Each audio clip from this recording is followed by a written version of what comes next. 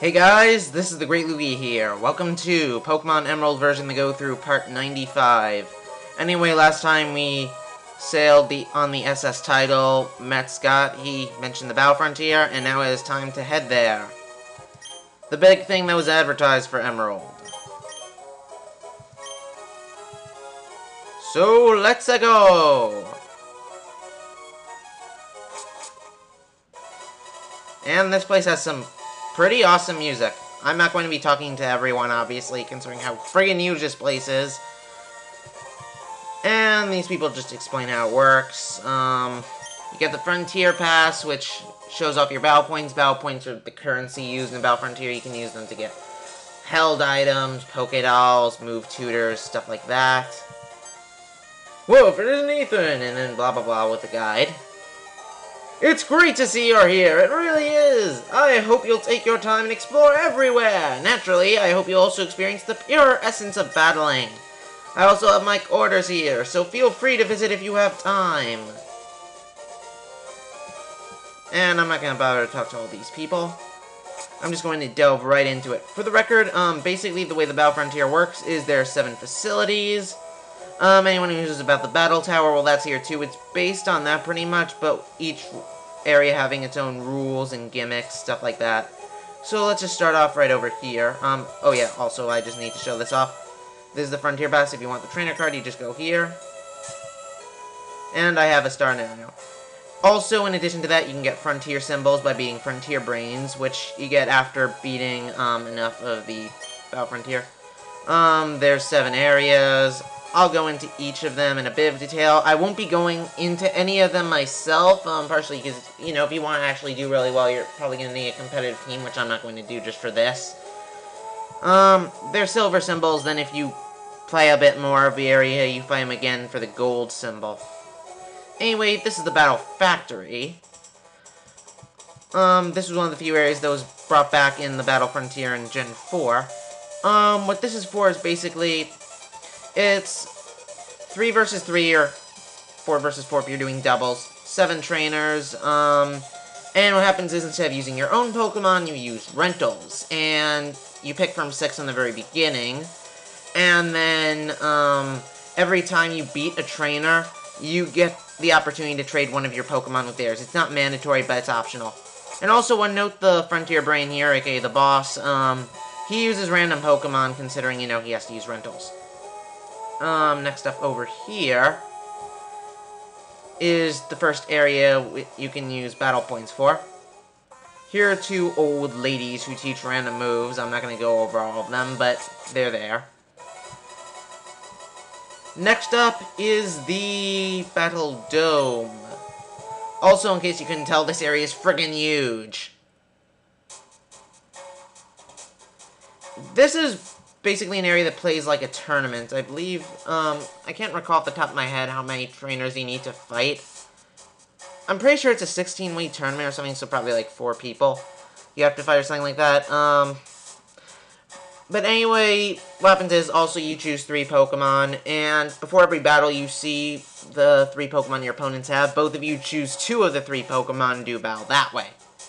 And, you know, you progress like a normal tournament, and also, you know, like the other places, there's a Frontier Brain. But unlike the Battle Factory, all the other places the Frontier Brain have a set roster.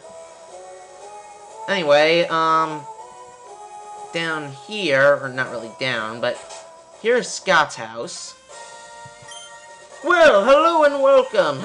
Sorry about the cramped space. Anyway, Ethan, let me formally welcome you to the Battle Frontier. This is my dream come true. It took years and years, but I've finally given shape to my dream. On reflection, it was a terribly long journey. I left home alone on a quest to find strong trainers. You mean stalking, you pervert? No one can imagine how much effort or time it took to make this real. But that's all in the past. No point dwelling on that. All I want for you is to enjoy battling to your heart's content here. Well, too bad, because I'm not using any of the facilities. Ethan, I want you to have this as a memento for all the time our paths crossed on our journeys. And he actually gives you your first 3 battle points. You can check your battle points on your Frontier Pass. The more success you have here at the Battle Frontier, the more battle points you will collect. Use your battle points the way you see fit, like trading them for items. And then in addition to that, he'll give you various berries. I believe he gives very rare ones at that. I think he gives you one if you beat 50 trainers. I mean, if you win 50 battles, he gives you, no,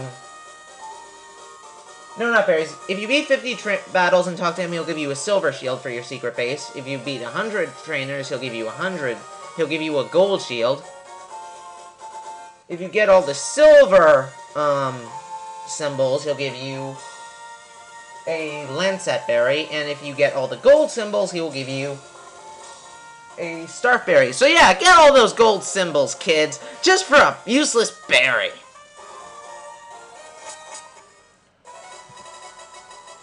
And in case you couldn't tell, the Battle Frontier is exclusive to, Emerald. In, in Ruby and Sapphire, there will just be a battle tower. And this person will, trade you a Meowth if you give her a Skitty. I don't have a Skitty, so I won't be doing that. Although I would if I did, because Meowth are cool. Anyway, over here, as I was just talking about, this is the Battle Tower. Also, one note, after you go here the first time, you can fly here. The Battle Tower is, you know, pretty basic. You know, you pick 3 Pokemon or 4 in doubles. You fight 7 trainers, get battle points. And then, obviously, if you go through enough rounds, you can fight the Frontier Brain. Also, note, you can do, link battles. I believe you can do links with most of the facilities wirelessly, but I'm not certain on that. But, unlike others, also in the Battle Frontier, or the Battle Tower, there's an option to do it with in-game trainers. So, you'll have 2 Pokemon, the in-game trainer will have 2 Pokemon, and you fight double battles. I forget, does this guy do anything? No, I remember this. He basically asks you for advice, but I'm going to say no. No! Are you serious? Oh yeah, and also there's level 15 open level. Level 50 sets it to level 50 if you're above that. Now go away! He'll ask you various questions, and if you talk to him, I guess you're required to answer. That's annoying. As TV tropes would say, that's a but thou must situation. I forget, I think this is a prize area. Yep, this is the main area to exchange battle points for. There are 4 people. 2 of them give away dolls. The other ones, one gives away held items, and the other one gives away, stuff like calcium and carbos and whatnot. Basically vitamins. So there's dolls, vitamins, and held items. Now then, where to go next? I suppose I'll go over here. Actually, no, I'll say that. Down and to the right over here, well, first off, I'll just get that for a second, just to go into here. This is the Battle Pike. Everyone loves the design of this thing from the outside. But a lot of people kind of despise it normally. This is an area completely based on luck. There are various different rooms you can go into. There's some where you can have normal trainer battles. There's some with nothing in them. There's some with people who will heal you. Basically, and in between every room, you get to pick between 3. And there is, like, one hint about one room, but that's it. And they're pretty vague. You know, you can have single battles, double battles. You can get stuck in a room with wild encounters. Also, you'll occasionally run into guys a dick who will let loose their Pokemon and have it poison your team and whatnot. Because unlike other places, your Pokemon aren't normally healed in between. So yeah, this area can be a bit annoying, but a few times I tried doing it in-game, I actually got pretty good luck. I got at least a silver symbol. I'm not going to go over what all the bosses have or anything. You could just look it up yourself, because I'm not fighting them or whatever. Anyway, here was the entrance. Now, let's see. A number of houses here have important stuff. Let's see. In here, there are these guys who talk about random gossip. And whatnot. It doesn't really matter too much. They don't give you anything, I don't think. They just give random hints. Next up is this building. This one doesn't have anything in it, I don't think, but this one does. Which person is it now? Is it this guy? Yes, it's this guy.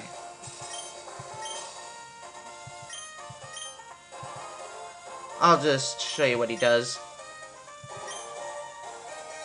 Basically, this guy helps check IVs and whatnot. IVs are a competitive aspect. I won't go over into it too much, but basically, you can have, it ranges from 0 to 31. The higher it is, the higher those Pokemon stats are. It's like the genes for Pokemon, pretty much, from competitive. That guy basically gives hints, like, the first thing he says, like, if it was above average, that means the total of the IVs is above average. And then he also says which one's the best and whatnot. Which one has the highest points. And there's Pokemon Center Pokemart, nothing special in there. Then, actually, I think I entered the wrong house, never mind. Over here, there'll be girl, she says, like, random stuff about your Pokemon. He's like, I can tell it's thinking. I forget what the point of this is. I forget if it has to do with IVs. I'm honestly not sure. Whatever.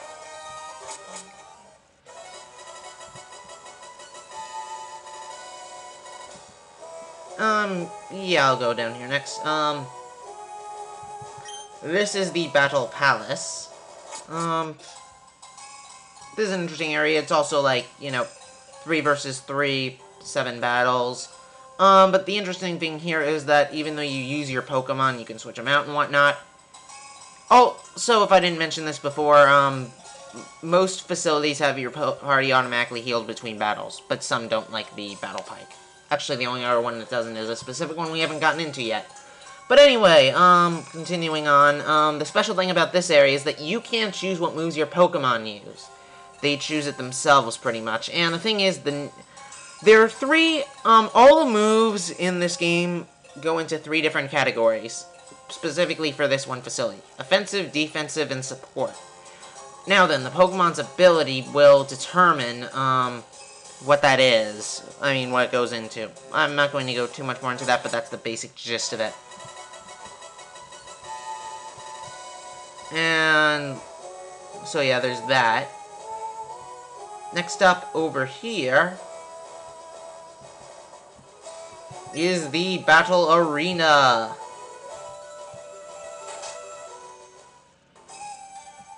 Now this area is also interesting. It's also 7 battles, 3 versus 3. However, you can't switch out. And in addition to that, it's not so much about KOing your opponent, but that does give an automatic victory, as it does getting points. There's points, I believe they're Mind, Body, and Skill or something. Basically, one of them, the Mind, I believe, is how offensive you are. The Body is how much damage your moves do, and then the last one, or it might be Mind, Skill, Body, or whatever. And then the last one basically has it how much max HP you and your opponent both have at the end of it. So pretty much the best thing to do is go all offensive. Don't waste your time with stat boosting moves. And after 3 turns, if both Pokemon are still alive, then the judge will declare who's the victor, and whoever loses is out of the battle. Alright then. Next up, over here, I believe it's this house. After you get 3 silver medals, you can join this group, and basically you can do double or nothing for battle points, pretty much. It's a high-risk, high-reward situation. Pretty self-explanatory. And then the last facility is another one that a lot of people aren't a huge fan of, the Battle Pyramid. It's cool in design, but that's about it. Basically what happens is, all of your items are taken away. Well, most areas you can't use items to begin with, but your bag is taken away. Here you actually can, but your bag's taken away. I believe your held items are taken away. You choose 3 Pokemon. You go up a bunch of different levels that are maze-like, with very little light, if any. It's jammed full of trainers. There are items for bags specifically for here. And no, if you leave, you don't get your... If you win or whatever, you don't get your items back. Basically, you have to scale the top of the pyramid. And what happens is, basically, there are loads of wild encounters, there are loads of trainers, and also, typically the wild encounters have a theme, like Pokemon that love to paralyze you or poison you. I'll just tell you, like, right now. And she gives a hint. See, that means there are a lot of electric types, and they love paralyzing you. It gets annoying like that. In addition to that, it's also dark in the beginning, so you can't see trainers. It is possible to avoid trainers, but it's hard when it's so dark. And also, the more trainers you beat, the lighter it gets. The goal is to get to the top of the pyramid and whatnot. So this is one of the more dreaded areas, so to speak. I've beaten it a couple of times. I do think I beat the Frontier Brain. And no doubt, it's not impossible to get to the Frontier Brains without competitive teams, because when I first did this, I don't think I got all the silver medals, but I got at least half of them, because I was able to do the double or nothing stuff.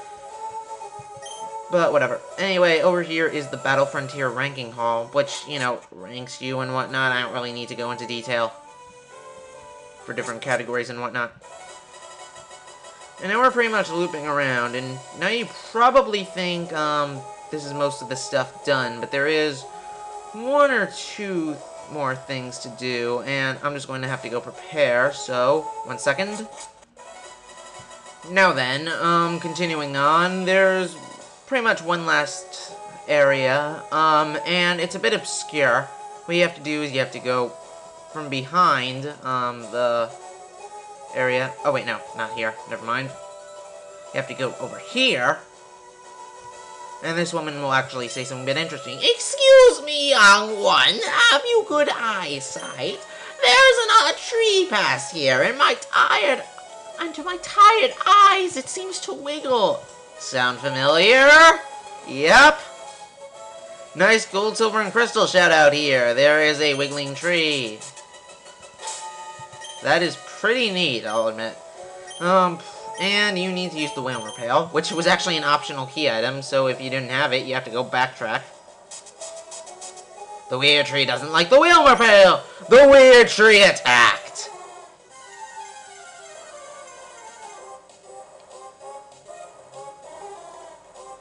Wild Sudowoodo appeared. I will be catching this, even though it's not legendary, it is like a one-time only Pokemon. I'm just gonna weaken it with Shockwave. Hopefully that shouldn't do too much.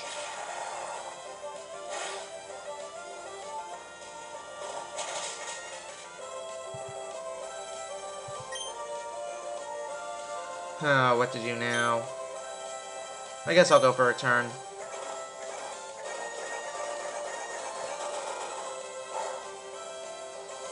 Alright, that's good. I'm pretty sure it doesn't have any recoil moves at this level. I mean, even if it does, it might have Rock Head. I'm not sure.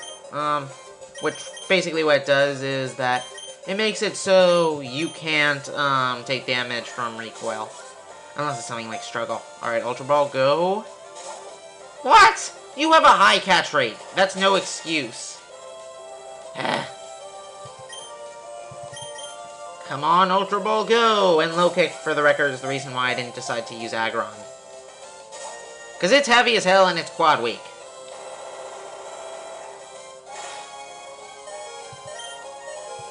Come on, you're taking more time than a legendary.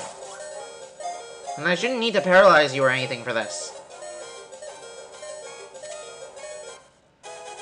Yay, Sudowoodo is caught. It mimics a tree to avoid being attacked by enemies, but since its forelegs remain green throughout the year, it's easily identified as fake in the winter. And it's known as the imitation Pokemon. And who would have thought its name is Sudowoodo? Alright, I'm just switching my team quickly. Because I'm too lazy to heal Exploud right now. And you're just going to want to use Surf here. Now that the Repel Sap off screen, time to go down here. There's nothing to the right, but to the left is something a bit interesting. All the way to the left. This is taking forever. There we go. This is the Artisan Cave. Any hidden items? Nope. This is an interesting area. It doesn't really serve as a shortcut anyway, because just going out of your way to go through and whatnot makes it take forever. I really should be looking at a map, but eh. There's one wild Pokemon you can find here, and that is Sudowoodo. And that's the exit, but I won't be going through that. I could have sworn there were some items here. There we go.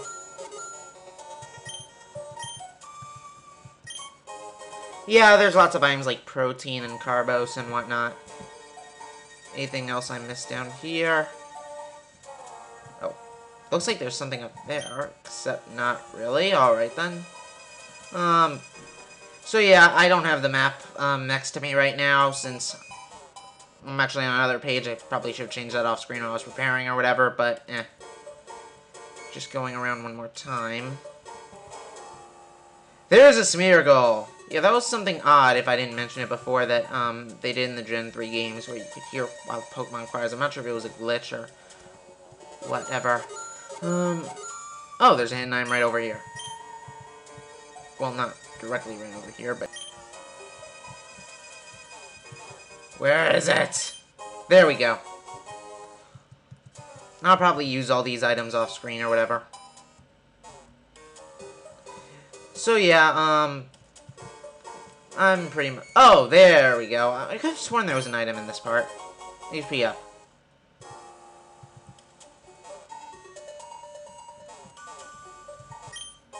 And the zinc. Actually, it turns out I have the map on the page the whole time, but I just didn't see it because it was really small and in the corner. Yeah. So yeah, that's pretty much it for this part of the cave. There's one other large room, if I recall correctly. Actually, no, there isn't. I was lied to. Well, I wasn't really lied to. It's just my memory failed me.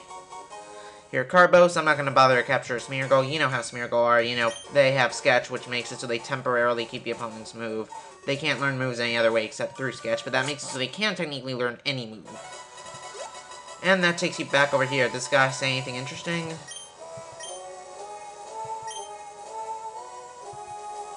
Ha ha! You got freaked out. You got freaked out. You got freaked out. Alright, so that's pretty much it for the Battle Frontier in a nutshell. Next time, we will go back to the mainland of Hoenn and start exploring all the unlocked stuff. I'll see you then.